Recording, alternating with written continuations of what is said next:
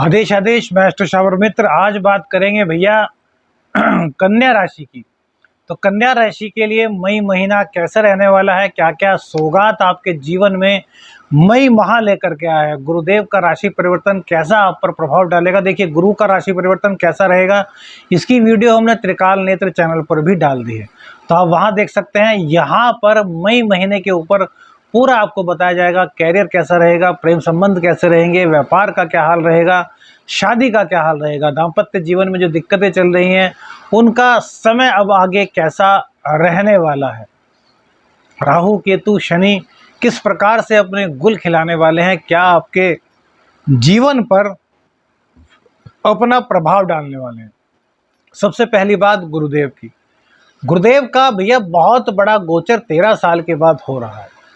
गुरुदेव आपकी कुंडली में बहुत कारक होते हैं, नौवें चतुर्थ के और सप्तम के मालिक होते हैं, यानी कि आपके सुखों के मालिक, आपकी माता के मालिक, आपके दाम्पत्य के मालिक, आपकी दैनिक आमदनी के मालिक, आपके दैनिक व्यापार के मालिक। उनका गोचर 1 मई को वृषभ राशि में अर्थात शुक्र की राशि में 9वें स्थान में होगा।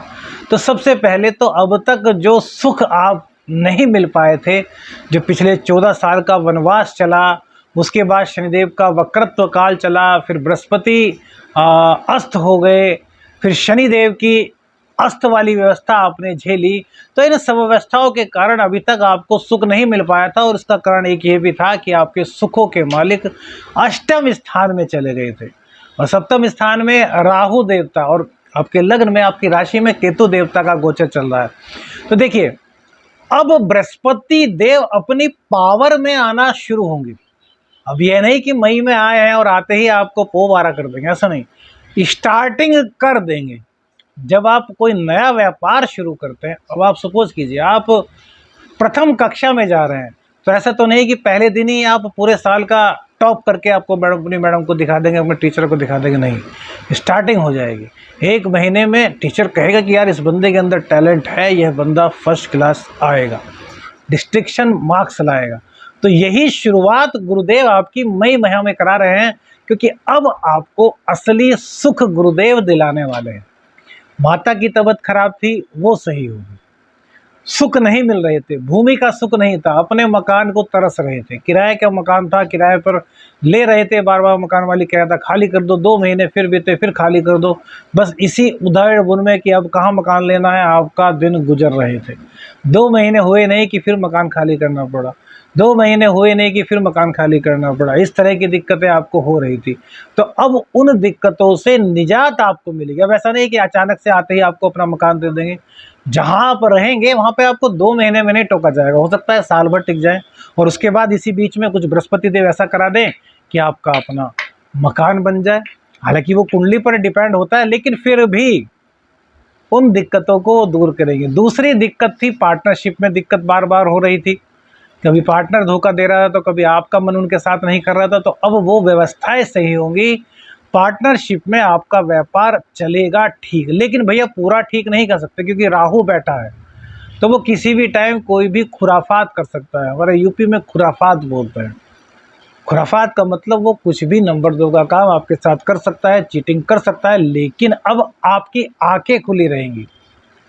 बृहस्पति देव की भैया अब पूर्ण कृपा आप पर हो रही है। बृहस्पति देव आपके लग्न को देख करके आपके व्यक्तित्व को निखार रहे हैं, आप ज्ञानी बन रहे हैं। ज्ञानी पहले से थे, कन्या राशि वाले ज्ञानी होते हैं, विद्वता की उनमें कमी नहीं होती, लेकिन बृहस्पति के अष्टम में जाने के कारण वो अपनी विद्वता को नज़रअंदाज कर रहे थे। उन्हें पता था कि ऐसा हो रहा है, लेकिन नज़रअंदाज करते जा रहे थे।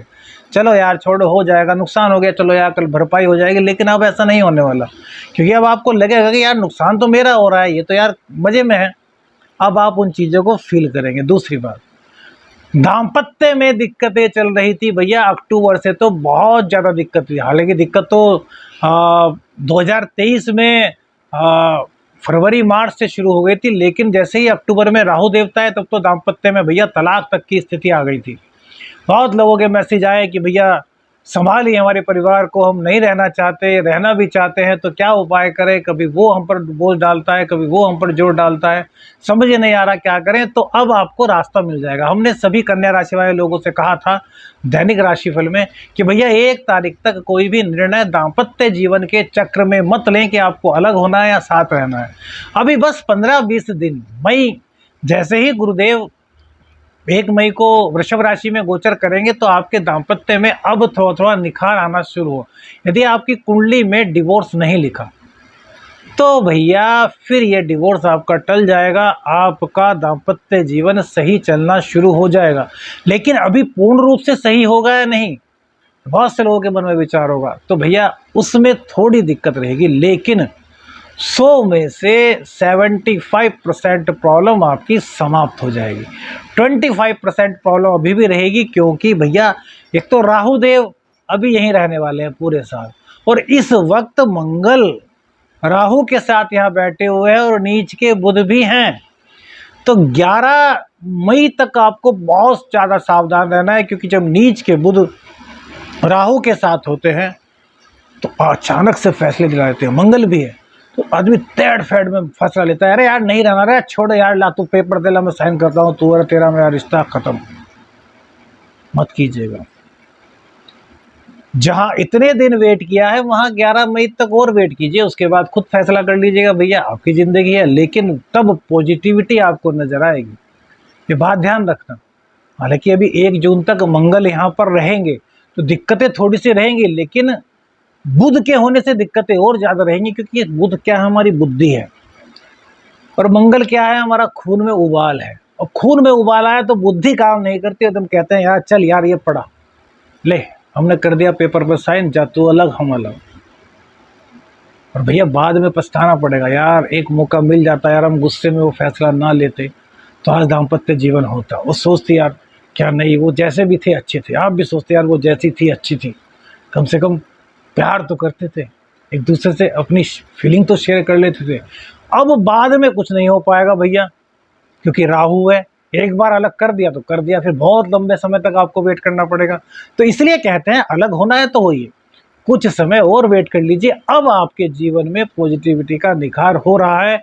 इस मुद्दे पर सबसे ज़्यादा इसलिए बोल रहा हूँ भैया, क्योंकि सबसे ज़्यादा मैसेज इसी मुद्दे को लेकर के आए थे कि हमारी लड़की का दाम्पत्य टूटने के कगार पर है, हमारी बहू हमारे साथ ऐसा कर रही है, क्या ये दाम्पत्य जीवन चलेगा हमारे बेटे का। मतलब 100 क्वेश्चन आते थे तो 100 में से 80 क्वेश्चन दाम्पत्य जीवन को लेकर के कन्या राशि कन्या लग्न वाले लोगों के होते थे। तो इसलिए हमने आपको बताया कि बस कुछ दिन और वेट कीजिए, पॉजिटिविटी नज़र आ जाएगी। यदि 11 दिन वेट तो आपको करना ही है। यदि आप 1 जून तक, जब तक कि मंगल देव यहाँ से नहीं हटते तब तक और वेट कर लेते हैं, तो भैया कम से कम 80% रिश्ते टूटने से बच जाएंगे, और फिर से आपको उन्हीं में प्यार नजर आने लगेगा जिनसे आप अलग होना चाह रहे थे। क्योंकि भैया अलग तो करने वाले ग्रह हैं, जब ग्रह पॉजिटिव हो जाएंगे तो फिर आप अलग क्यों हो जाएंगे भैया।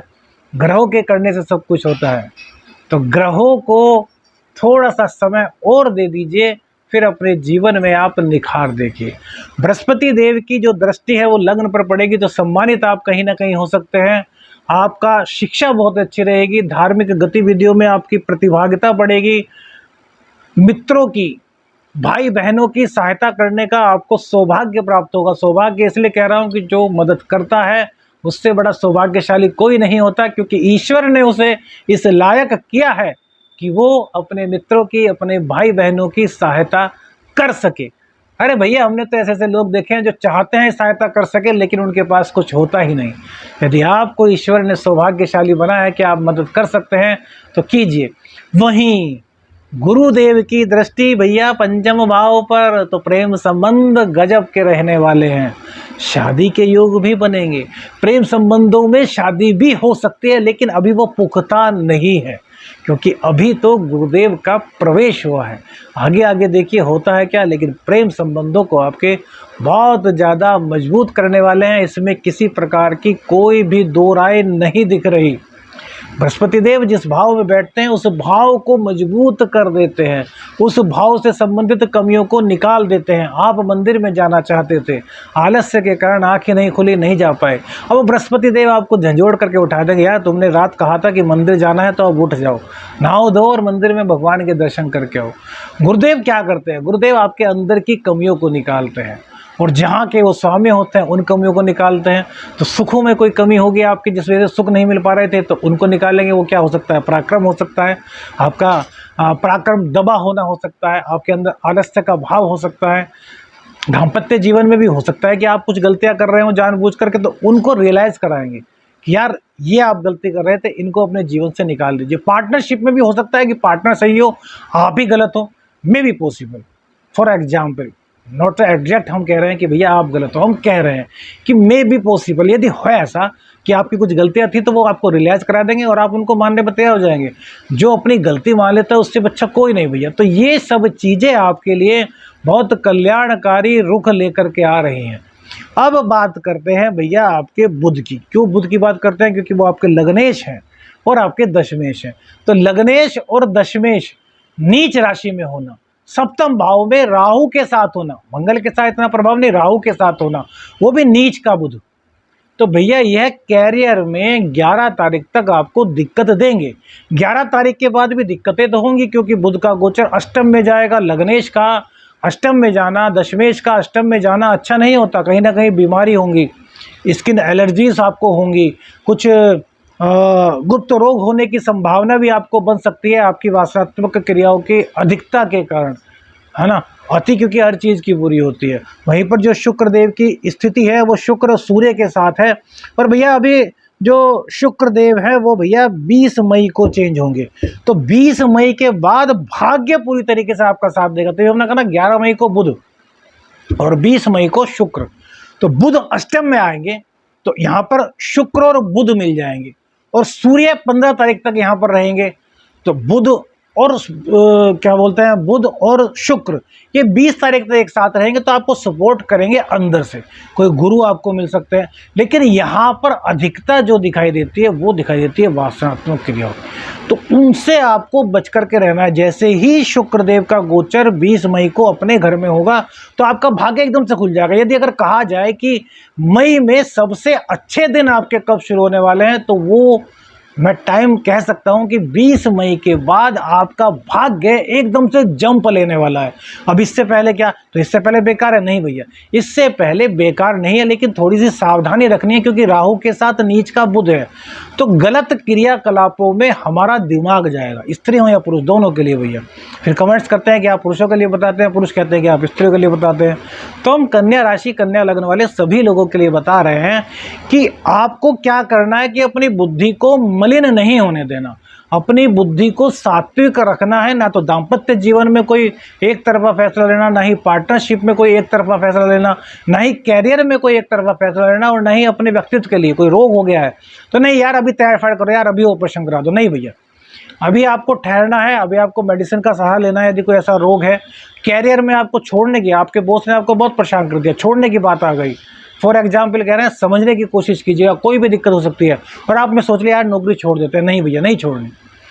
20 मई तक का इंतजार करना है, शुक्र देव को थोड़ा सा मजबूत होने दीजिए। और 15 मई को सूर्य देव भी अष्टम से निकल करके नवम भाव में आएंगे, तो द्वादश भाव भी आपका जागृत हो जाएगा। और नवम में, तो नवम से जब द्वादश भाव जागृत होगा तो नवम का चतुर्थ होता है द्वादश, तो वो आपको सकारात्मक दिशा में विदेश भेज सकता है, विदेश से आपकी अर्निंग करा सकता है, धार्मिक यात्राएं आपकी हो सकती है।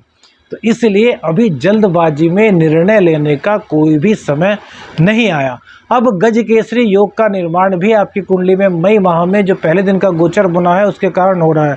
बृहस्पति की दृष्टि चंद्रमा पर होने के कारण माँ का सपोर्ट आपको इस बार पूरा मिलने वाला है। सुखों का समावेश आपकी ज़िंदगी में होने वाला है। जहां आप सम्मानित होने वाले हैं वहीं पर कोई ऐसा व्यक्ति मिल सकता है आपको जो आपकी ज़िंदगी की नैया को पार लगा दे। वो कोई भी हो सकता है, वो आपके वहाँ पर गुरु मिल सकते हैं आपको, कोई आपको ऐसे साथी मिल सकते हैं, कोई ऐसे बड़े आदमी मिल सकते हैं, कोई बहुत सिंपल से रहने वाले, कोई बहुत विद्वान व्यक्ति आपको मिल सकते हैं जो कि आपके जीवन को आगे बढ़ने में बहुत ज़्यादा मदद कर दें। तो हर तरीके से गोचर बढ़िया रहेगा। वो मंगल आपके तृतीयेश और अष्टमेश होते हैं, सप्तम स्थान में बैठे हैं, तो अर्निंग तो बढ़ाएंगे लेकिन गुस्से पर कंट्रोल रखना है। गुस्सा बहुत ज़्यादा आपके लिए विनाशकारी होगा। गुस्से पर कंट्रोल रखिए। आकस्मिक दुर्घटनाओं से बच कर के रहना है। वाहन बहुत सोच समझ करके चलाना है भैया। किसी भी तरह की कोई भी लापरवाही आपके लिए खतरनाक साबित हो सकती है। हम तो कहते हैं लंबी यात्रा पर यदि जाना है तो दुपहिया वाहन का प्रयोग मत कीजिए। चौपहिया वाहन चलाते हैं तो सीट बेल्ट बांध करके ही चलाइए। अचानक से धन लाभ होने की आशंका यहाँ पर बनती है, क्योंकि भाग्येश और द्वितेश अष्टम स्थान में बैठे हैं उच्च के सूर्य के साथ। वो आपको अचानक धन दे देंगे, लेकिन उसकी लत में मत पड़ जाए, क्योंकि लत में यदि आप उसकी पड़ गए, एक दिन आपको लाभ मिल गया और फिर लगातार लगाना शुरू किया, तो फिर खर्चा इतना हो जाएगा या उसमें नुकसान इतना हो जाएगा कि जो जमा पूंजी थी वो भी आपकी गायब हो सकती है। ध्यान रखना है। अब सबसे बढ़िया उपाय क्या करना है, एक तो हनुमान जी के मंदिर में प्रत्येक मंगलवार शनिवार जाकर के प्रसाद चढ़ाइए। दूसरी बात, सूर्य देव को नित्य अर्घ प्रदान कीजिए घी से। हम अपनी पहली वीडियो में बता चुके हैं कि किस प्रकार से सूर्य देव को अर्घ देना चाहिए। तीसरी चीज, बुध जो कि सबसे ज़्यादा आपके इस वक्त पीड़ित हैं, नीच के हैं, राहु के साथ हैं और सप्तम भाव में बैठे हैं, तो हरी घास पर 6 मिनट कम से कम नंगे पांव चलिए। और फिर शुक्रदेव को मजबूत करने के लिए हम आपको हमेशा से बताते आए हैं, 108 मखानों की सफ़ेद धागे में माला बनाइए और उसको माँ दुर्गा को शुक्रवार को भेंट कर दीजिए। इससे आपका कल्याण होगा। वीडियो अच्छी लगे तो लाइक और शेयर जरूर कीजिएगा। चैनल पर नए हैं तो चैनल को सब्सक्राइब कीजिएगा। आदेश शालाख नैन।